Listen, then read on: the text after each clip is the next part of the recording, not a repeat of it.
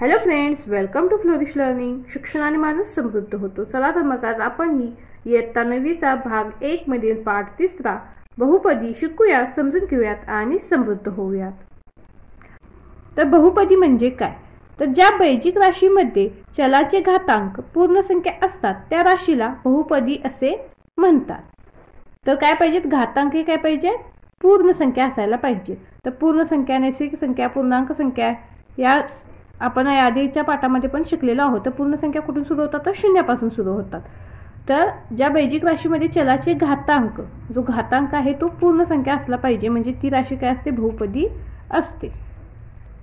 आता बहुपदीची कोटी म्हणजे काय? तर चलातील बहुपदीमध्ये चलाच्या सर्वात मोठ्या घातांकास त्या बहुपदीची कोटी म्हणतात. म्हणजे आपल्याला एखादी जी बहुपदी दिलेली असेल तर त्यातील चलाचा जो सर्वात मोठा घातांक आहे त्याला आपण काय म्हणतो? त्या बहुपदीची कोटी असे म्हणतो. तर या पाठातील आपण सरासरी 3.1 इथे सोडून पाहूया. 3.1 मधील प्रश्न पहिला, खालील राशी बहुपदी आहेत का ते लिहा आणि स्पष्टीकरण द्या. आता यामध्ये आपल्याला 5 उदाहरणे दिलेली आहेत. तर ती प्रत्येक राशी बहुपदी आहे का नाही ते लिहायचं आहे, आणि असेल तर का आणि नसेल तरी सुद्धा का हे आपल्याला त्याचं स्पष्टीकरण द्यायचं आहे. तर पहिलं उदाहरण आहे y अधिक 1/y.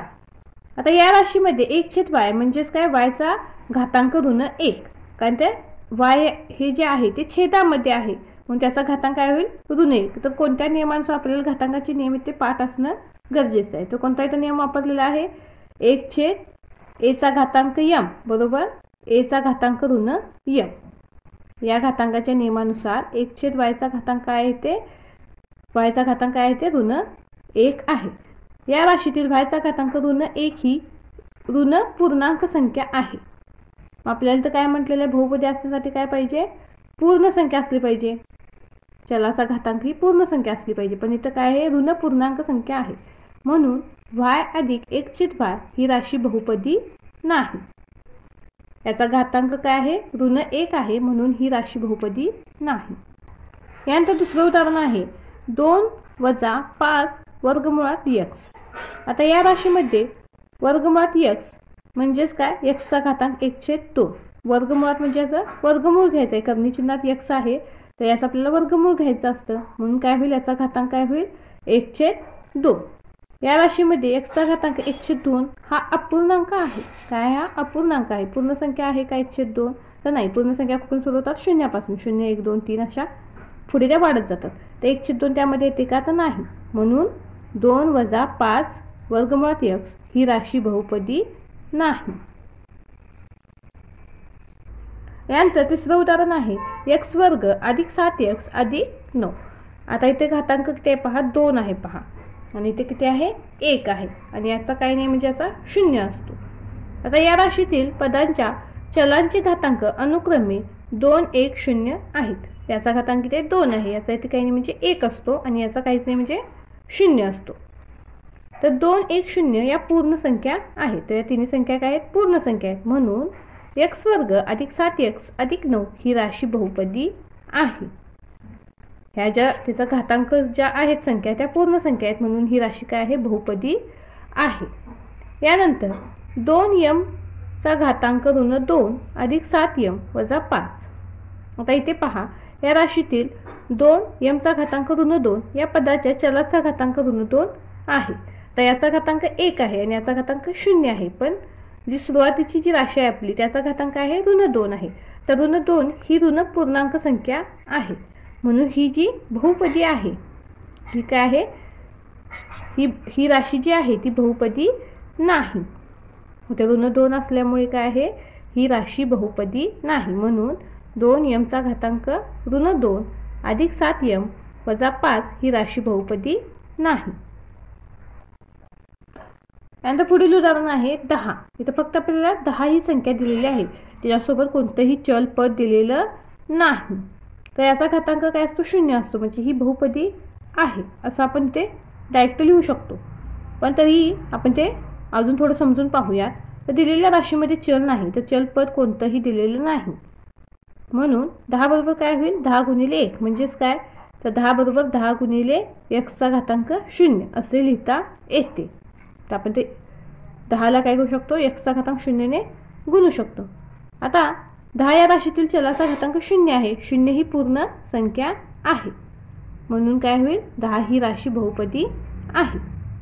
ज्यावेळेला ह्या अशा नुसत्या संख्या असतात त्यावेळेला काय होतं, तर त्याचा घातांक 0 असतो, म्हणून ती काय आहे, फक्त तिथे कोणतं चल पद नाही किंवा दुसरी कुठली राशी दिलेली नाही, फक्त 10 दिलेली आहे, म्हणून 10 ही काय बहुपदी आहे.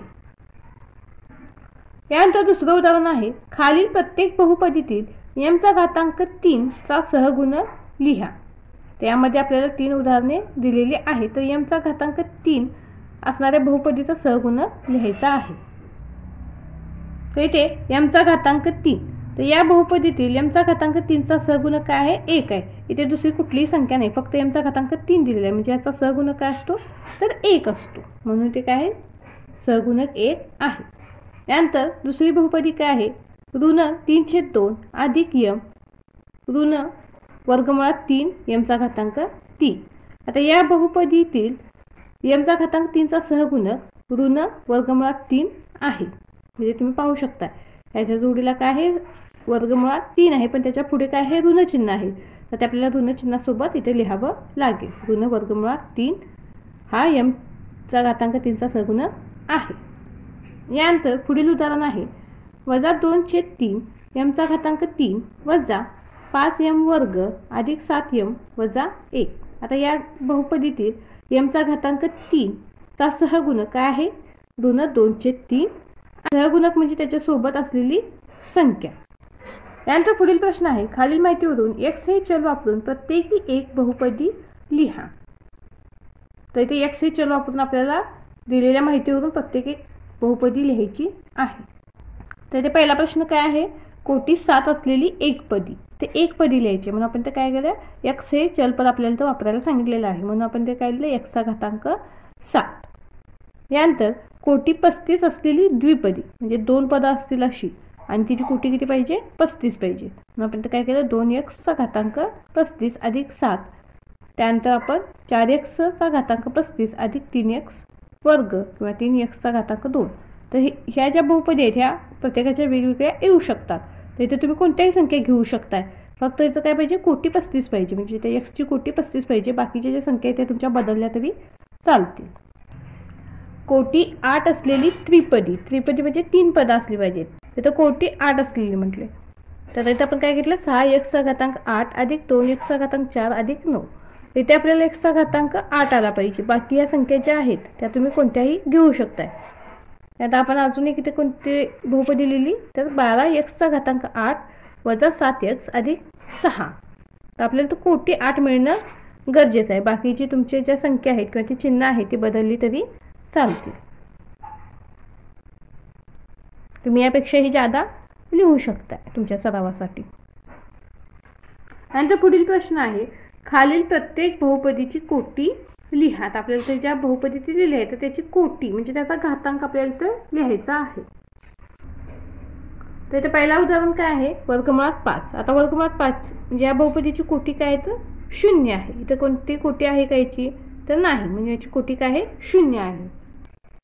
यानंतर दुसरं उदाहरण आहे, x चा घातांक 0. आता याचा घातांक 0 म्हणजे याची कोटी काय आहे, 0 आहे, म्हणून बहुपदीची कोटी काय आहे, 0 आहे. यानंतर x चा घातांक 2 म्हणजे याची कोटी काय आहे, 2 आहे, म्हणून बहुपदीची कोटी काय आहे, 2 आहे. यानंतर पुढील उदाहरण आहे, वर्गमुळात 2 m चा घातांक 10 वजा 7. आता इथे काय आहे, तर ह्या m चा घातांक 10 आहे, म्हणजेच काय, या बहुपदीची कोटी किती आहे, 10 आहे. यानंतर 2p वजा वर्गमुळात 7. आता इथे p चा घातांक काय आहे, 1 आहे, इथं काय आहे, 0 आहे. तर कोटी म्हणजे काय, जो मोठा घातांक असतो तो त्या बहुपदीची कोटी असते. आता इथे काय करूयात आपण, या बहुपदीची कोटी किती आहे, 1 आहे, आणि 0पेक्षा 1 काय मोठा आहे, म्हणून बहुपदीची कोटी किती आहे, 1 आहे. यानंतर 7y वजा y चा घातांक 3 अधिक y चा घातांक 5. आता इथे या y चा घातांक 1 आहे, या y चा घातांक 3 आहे, आणि या y चा घातांक 5 आहे. जो घातांक मोठा असेल ती त्या बहुपदीची काय असते, कोटी असते. तर मोठा घातांक काय आहे, 5 आहे, म्हणून बहुपदीची कोटी किती आहे, 5 आहे. यानंतर पुढील प्रश्न आहे, एक्स वाय झेड अधिक एक्स वाय वजा झेड. आता इथे बहुपदीची कोटी काय आहे, तर आपण बहुपदीची कोटी 3 आहे असं लिहिलं. तर का लिहिलं पहा. तर एकापेक्षा अधिक चलातील बहुपदीची कोटी बहुपदीमधील प्रत्येक पदामध्ये असलेल्या चलांच्या घातांकांची जी बेरीज सर्वाधिक असते त्या बेरजेस बहुपदीची कोटी म्हणतात. तर इथे बहुपदीची कोटी आपण 3 का लिहिलं, तर इथे काय आहे, जी चलातील काय म्हटलेलं आहे, बहुपदीची कोटी बहुपदीतील प्रत्येक पदामध्ये असलेल्या चलाच्या घातांकांची जी बेरीज सर्वाधिक असते. आता इथे एक सारखी चलपदे आहेत का, नाही. तर ते एक्स वाय झेड आहे, इथे एक्स वाय आहे आणि इथे फक्त झेड आहे. तर आता या प्रत्येकाची आपण इथं कोटीची बेरीज करणार आणि ज्याची म्हणजे ती बेरीज सर्वाधिक असेल ती त्या बहुपदीची कोटी असते. इथे हिची काय होईल, इथे एक्सचा घातांक 1, वायचा घातांक 1, झेडचा घातांक 1 म्हणून याची काय झाली, यांची बेरीज काय होणार 3 होणार. इथे काय होणार, एक्सचा घातांक 1 आणि वायचा घातांक 1. इथे काय होणार, याची बेरीज 2 होणार आणि इथं झेडचा घातांक 1 म्हणजे हा एकच राहणार. मग काय होईल, सगळ्यात जास्त बेरीज याची कशाची आली, तर एक्स वाय झेडच्या घातांकाची आली. किती आली ती 3. म्हणून या बहुपदीची कोटी किती आहे, 3 आहे. पुढील उदाहरण पहा. एमचा घातांक 3 एनचा घातांक 7 वजा 3 एमचा घातांक 5 एन अधिक एम एन. इथे सुद्धा काय होईल, तर घातांकांची बेरीज होईल. तर इथे 3 आणि 7 ची बेरीज काय होईल 10. इथे एमचा घातांक 5 आहे, एनचा घातांक काय असेल 1. मग 5 आणि 1 6 होईल आणि इथे एमचा घातांक 1 आणि एनचा घातांक 1 ते 2. तर सर्वात जास्त जी बेरीज आहे घातांकांची ती कोणती आहे, तर 10 आहे. म्हणून ह्या बहुपदीची कोटी काय आहे, 10 आहे. हे 10 कसं लिहिलं आपण लक्षात आलं का तुमच्या, तर ती घातांकांची आपण बेरीज केली इथे 3 आणि 7.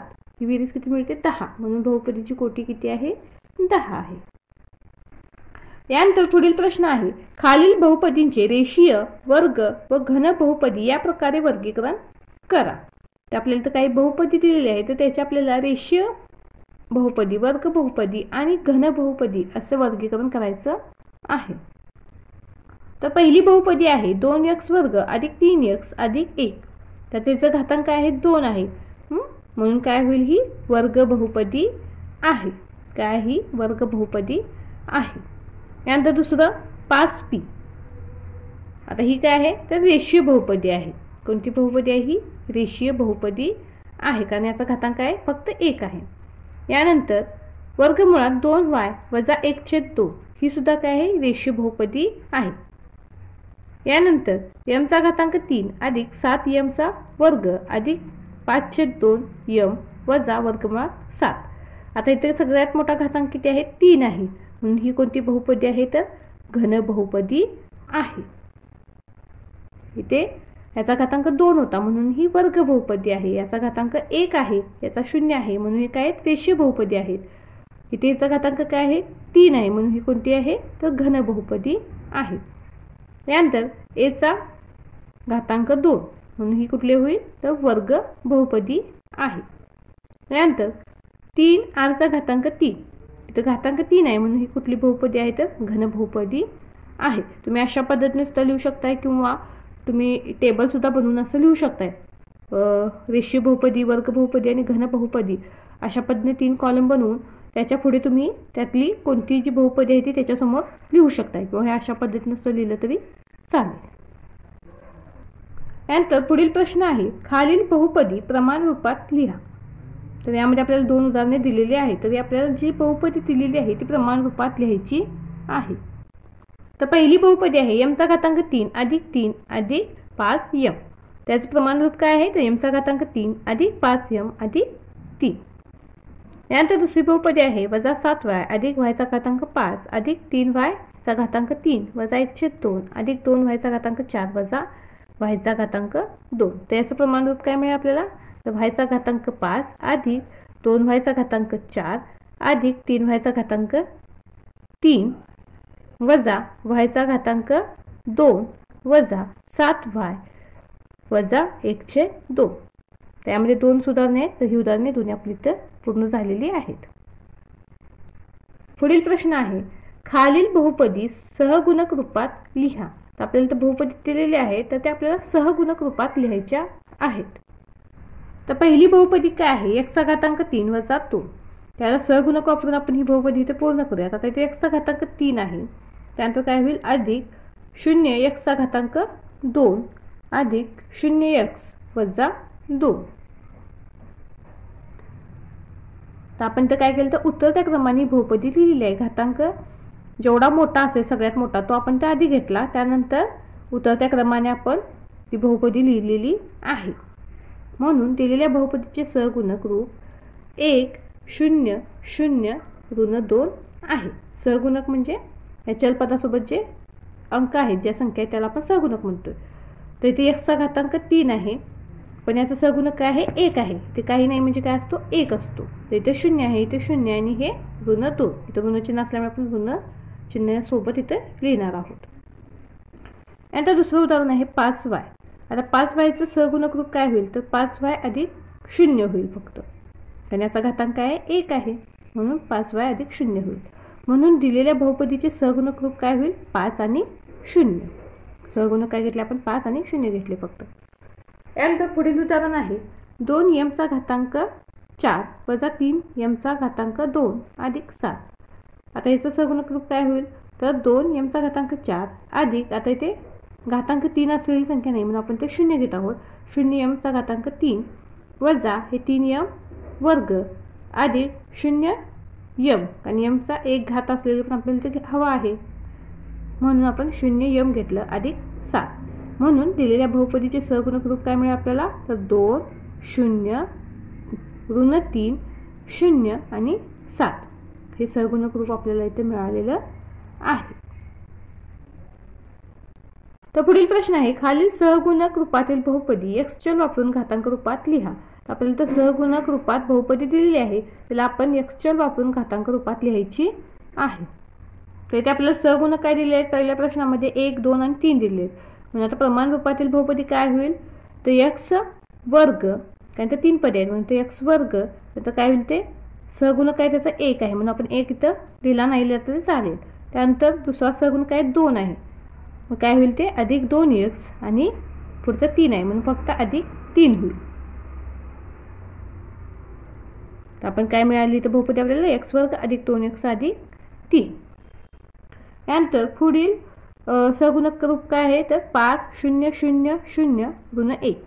आता काय होईल तर इथे कितवा घातांक येईल पहा. इथे आपण शून्यापासून सुरुवात करूयात मोजायला. तर 0 इथं 1 इथं 2 3 आणि 4 म्हणजे काय होईल x चा चौथा घात होईल. म्हणून प्रमाण रूपातील बहुपदी काय होईल 5 x चा चौथा घात अधिक हे 5 हा काय सहगुणक आहे, पण 5 हा कितव्या स्थानी आहे चौथ्या नंबरवर आहे म्हणून आपण ते x चा चौथा घात घेतलेला आहे.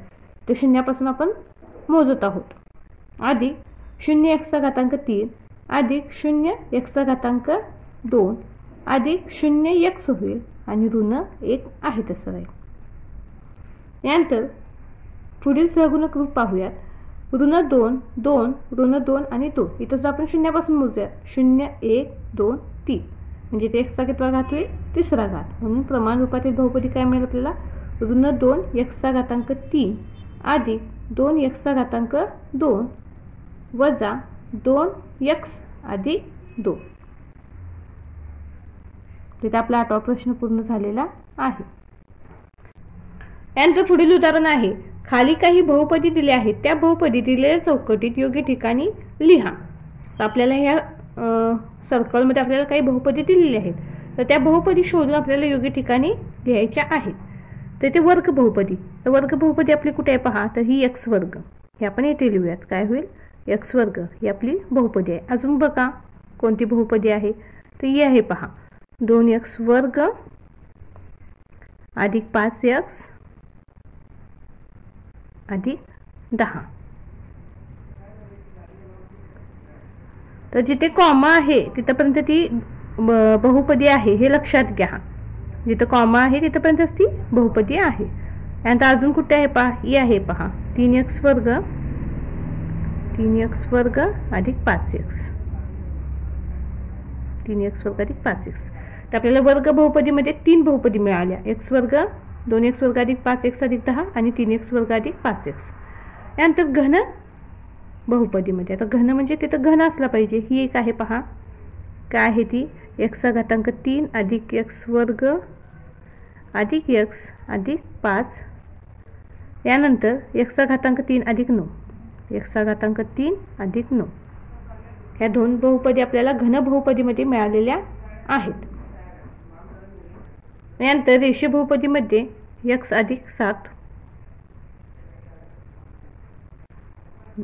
फक्त ही एकच बहुपदी आपल्याला रेषीय बहुपदीमध्ये मिळते, x अधिक 7. यानंतर द्विपदीमध्ये आपण ते लिहूयात. द्विपदी म्हणजे दोन पद असली पाहिजे. तर इथे आपल्याला x अधिक 7 आपण ते लिहूयात. यानंतर अजून पहा दोन पद असलेली एक्सचा घातांक 3 अधिक 9. एक्सचा घातांक 3 अधिक 9.